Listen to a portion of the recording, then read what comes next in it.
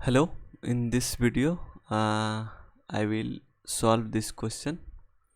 देखिए क्या बोल रहा, find the value of x, हमें x की वैल्यू निकालनी है इफ़ दिया है log x minus 2 log x minus 2 plus log x minus 4 equal to log 8। ठीक है, ये क्वेश्चन दिया हुआ। तो अब देखिए हम इसमें कौन कौन से कॉन्सेप्ट यूज करने वाले हैं। तो एक कॉन्सेप्ट था log m plus log n, इसको क्या लिख सकते थे हम लोग, log m और n, यानी अगर सम में है तो उसको हम प्रोडक्ट में लिख सकते हैं। ठीक है, तो यहाँ पर इसका यूज कीजिए। तो ये क्या हो जाएगा, log x minus 2 into x minus 4, ठीक है, इक्वल टू log 8।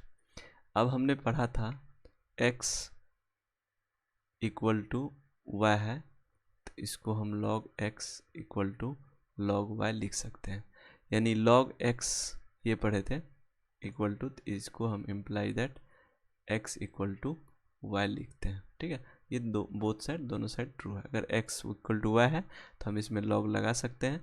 अगर x log में है यानी x a to the base a log y to the base a है, तो हम उसको x इक्वल टू y लिख सकते हैं। अब इसका यूज कीजिए, बोथ साइड log है तो log हम हटा देंगे, तो लेफ्ट साइड में क्या हो जाएगा, x minus 2 into x minus 4 equal to 8।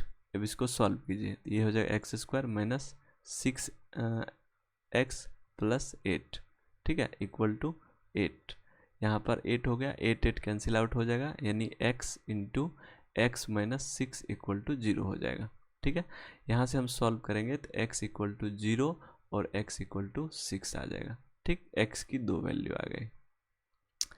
अब हमारे पास एक इम्पोर्टेंट पॉइंट क्या है उसको देखिए। अब हमारे पास एक इम्पोर्टेंट पॉइंट ये आ रहा है, ये log तो हो गया, log डिफाइंड कब होगा, एक और log का डेफिनेशन में हम क्या पढ़े थे, log डिफाइंड कब होगा, जब log डिफाइन कब होगा, जब argument must be greater than equal to 0। इसका मतलब है यह x माइनस 2 0 से बराबर होना चाहिए, x माइनस 4 0 से बराबर होना चाहिए, इन दोनों के बीच में एंड है। अब इसका हम कैसे वैल्यू कैलकुलेट करेंगे, तो x इक्वल टू 0 ये 2 हो जाएगा, x इक्वल टू 4 ये 4 हो जाएगा। अब ये बोल रहा है 0 से बराबर होना चाहिए, ये 4 से बराबर होना चाहिए, तो ये दोनों कॉमन आया कहाँ, ग्रेटर देन 4, यानी x must be greater then 4 होना चाहिए आंसर। ठीक है, तो यहाँ पर x की वैल्यू क्या आ रही है, 0 आ रही है, और x की वैल्यू क्या आ रही है, 6 आ रही है। इसका मतलब है फाइनली x का वैल्यू क्या होगा, 6 होगा, तो इसका आंसर क्या हो जाएगा, x इक्वल टू 6। तो इस तरह से हम लॉगरिथम जहाँ भी हमें क्वेश्चन में दिखेगा ये कॉन्सेप्ट को हम लोग यूज करके सॉल्व कर। हमें ध्यान में ये रखना है, argument greater than 0, base greater than 0 and base does not equal to 1, ये 3 कंडीशन है। ठीक है, हमें ये याद रखना है। Okay, thank you for watching this video.